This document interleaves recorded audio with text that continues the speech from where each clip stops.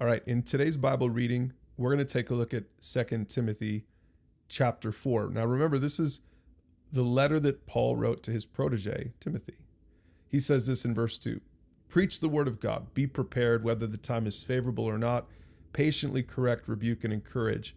Now remember, Timothy is kind of like a pastor, but I think this is true for anyone who's helping someone else pursue God, whether it's a parent with your kids or if you're mentoring someone or leading a small group.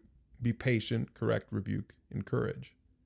And here's why. He says, for a time is coming when people will follow their own desires. They'll look for teachers who'll tell them whatever their itching ears want to hear.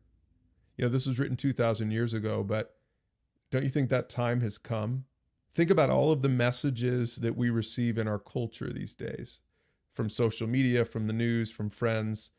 Boy, this is truly a verse that has come of age today. And he says this, on a personal note, I have fought the good fight, I've finished the race, I have remained faithful.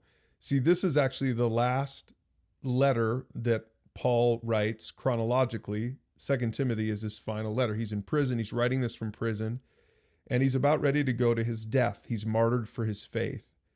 And it's true that after he dies and leaves this earth, that crown of righteousness is awaiting him in heaven. And he ends this in verse 22. This is how this whole letter ends. He says, may the Lord be with your spirit and may his grace be with you.